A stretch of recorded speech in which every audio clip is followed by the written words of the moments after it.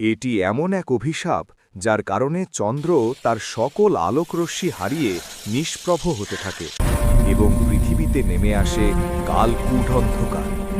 এই সংকটময় পরিস্থিতি স্বাভাবিক করতে তৎক্ষণাৎ আবির্ভূত হতে হয় আদিদেব শিবকে।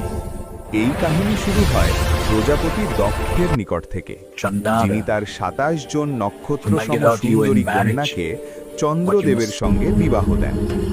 চন্দ্রদেবের নিকট তার একটাই শর্ত ছিল, তিনি যেন তার সকল কন্যাকে সমানভাবে ভালোবাসেন এবং সমান মর্যাদায় তাদের রাখেন।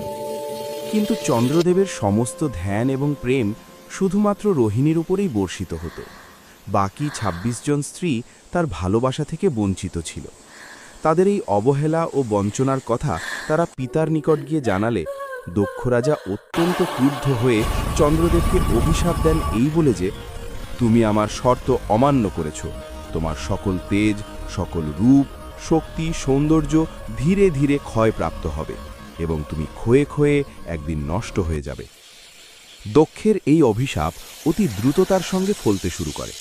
চাঁদের উজ্জ্বলতা কমতে থাকে, যার ফলস্বরূপ পৃথিবীর বনজঙ্গলের সমস্ত ওষুধি গাছপালার রস শুকিয়ে আসে। সৃষ্টিকর্ম ব্যাহত হতে থাকে। ভিডিওটি শেষ পর্যন্ত দেখুন, আশা করি ভালো লাগবে। ভিডিওটি ভালো লাগলে এবং এমন পৌরাণিক কাহিনীর ভিডিও পেতে চ্যানেলটিকে লাইক এবং সাবস্ক্রাইব করে পাশে থাকার অনুরোধ রইল। চন্দ্রদেব নিজের এই বিধ্বস্ত রূপ দেখে অত্যন্ত ভীত হয়ে সৃষ্টিকর্তা ব্রহ্মার দ্বারস্থ হন। ব্রহ্মা তখন উপায় হিসেবে চন্দ্রদেবকে গুজরাটের সমুদ্র তীরে প্রবাস ক্ষেত্রে গিয়ে মহাদেবের তপস্যা করতে বলেন। চন্দ্রদেব ওই পবিত্র স্থানে একটি শিবলিঙ্গ প্রতিস্থাপন করে ঘোর তপস্যায় নিমগ্ন হন। তার তপস্যা এবং ভক্তিতে মহাদেব সন্তুষ্ট হয়ে চন্দ্রদেবের সামনে প্রকট হন এবং বলেন তিনি দক্ষের সমস্ত অভিশাপ খণ্ডন করতে পারবেন না, তবে তার প্রভাব কিছুটা কম করতে পারেন। এরপর শিব চন্দ্রদেবকে বর প্রদান করেন, বলেন তুমি কৃষ্ণপক্ষের ১৫ দিন ক্ষয়ে যাবে, কিন্তু শুক্লপক্ষের ১৫ দিন পুনরায় পূর্ণ রূপ ফিরে পাবে। এরপর মহাদেব চন্দ্রদেবকে নিজের মস্তকে ধারণ করেন, নাম হয় চন্দ্রশেখর।